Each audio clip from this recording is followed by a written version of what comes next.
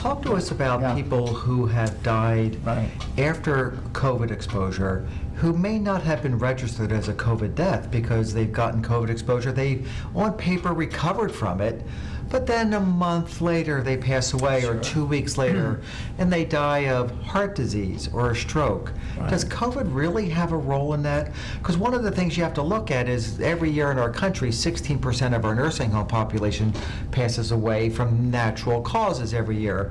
During COVID, that 16% doubled for some mysterious reason. Twice as many heart attacks, twice as many natural deaths, twice as many strokes. But were they really from that? Does COVID have an effect on the number of strokes and the number of heart attacks that are thereby maybe making us count less people as a COVID death than we should have been? Sure. Great point, Mark. And what I'll say is this. The postmortem studies, and we'll use flu because that's a little more known, but the problem with these viral infections is they create what we call scientifically a cytokine storm. It's basically amping up your inflammatory reaction in your body, but it goes overboard. Okay, so there's an acute inflammation phase that's appropriate. You're trying to battle something that's foreign to your body that could harm you greatly. But then this storm takes place and it goes way over the top. And remember, folks, we mentioned plaque, those little buildups, those little bubbles, those little thickenings in the wall of the arteries. Well, what happens is in postmortem studies, they've seen this, those nice firm caps over those bubbles, if you will, become soft and they literally kind of explode. And so now you've got, as Dr. Perlmutter said, you've got this thing where it's causing plaque, it's causing clot. That clot can block up the flow of the blood, it can drift off downstream, and it causes strokes and heart attacks. And that's what's happening late.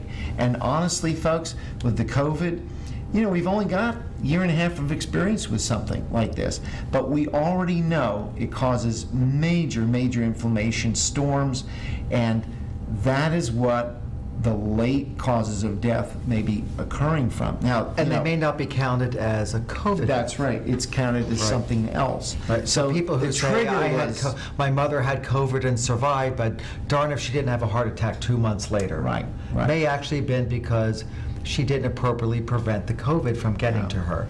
You know, that's an important point because the disease is longer lasting. A point I take to my patients is it invades your nose and in your tongue because you lose taste and smell. By definition, that means that it's living in your nervous system.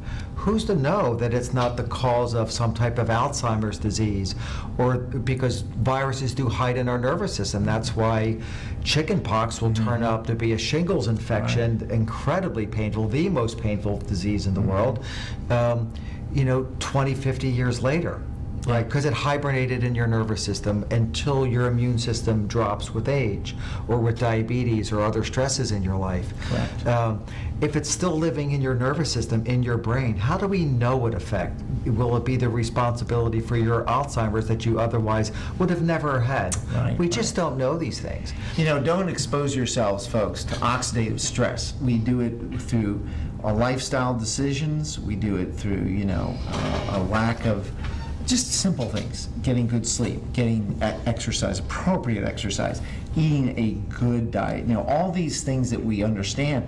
But then there's these outside sources, and you know, if we have a safe, effective way to possibly prevent those external things from damages and causing what we call oxidative stress within our bodies, why not take advantage of that? Right.